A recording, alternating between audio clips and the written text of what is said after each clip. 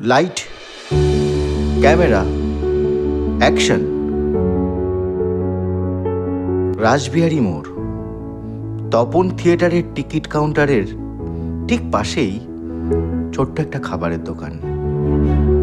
ঠিক দোকান নয়, খাবারের স্টল বলা যায়। নাম পেটুক।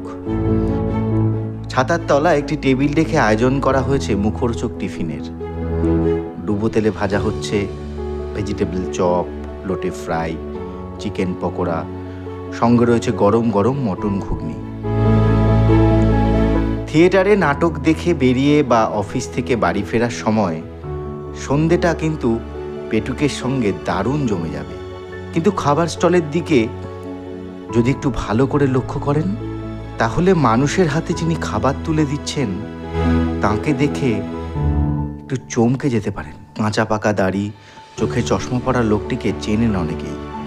বিশেষ করে থিয়েটারের বিনোদন জগতের সঙ্গে যুক্ত যাঁরা, তারা মানুষটিকে খুব কাছ থেকে চেনেন। মানুষটির নাম অয়ন সেনগুপ্ত, জনপ্রিয় পরিচালক। কি করে বলবো তোমায়, এই পথ যদি না শেষ হয়, দ্বীপ জেলে যায়, কে আপন কে পর, ভানুমতির খেল, সন্ধ্যা তারার মতো অসংখ্য ধারাবাহিকের পরিচালনা করেছেন। ইন্ডাস্ট্রিতে তার 25 বছরের অভিজ্ঞতা। আজ সেই পরিচালক রাস্তায় চপ বিক্রি করছে। তাকে সঙ্গ দিচ্ছে তাঁর স্ত্রী অভিনেত্রী শর্মিলা সেনগুপ্ত। কিন্তু কেন এই পথ বেছে নেওয়া?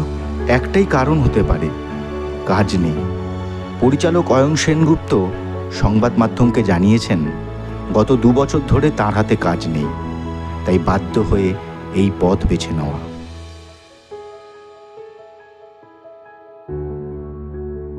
গত 2 বছর 3 মাস আমার কোনো কাজ ছিল না, টানা কাজ কিছু করিনি।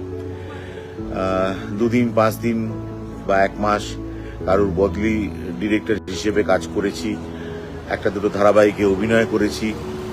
কিন্তু এভাবে তো চলতে পারে না, তো সেই কারণেই ওই উদ্যোগটা। কিন্তু আবারও আপনাদের বলি যে ইন্ডাস্ট্রি আমি ছাড়িনি, ইন্ডাস্ট্রিতে আমি কাজ করব। যদি অবশ্য কেউ কাজ দেন আমায়, তো দিতে পারেন, আশা করি নিরাশ করব না। তো যাই হোক, আমার মিসেসেরও সেম জিনিসটাই, আমরা একটা ক্রাইসিসের মধ্যে দিয়েই খুব চলছিলাম। আমার ছেলে রয়েছে, সে ক্লাস 7-এ পড়ে, তো এবং সেই কারণেই আরও এই ছোট্ট ফুড স্টলটা ওপেন করেছি। পেটের দায়ে পেটুক।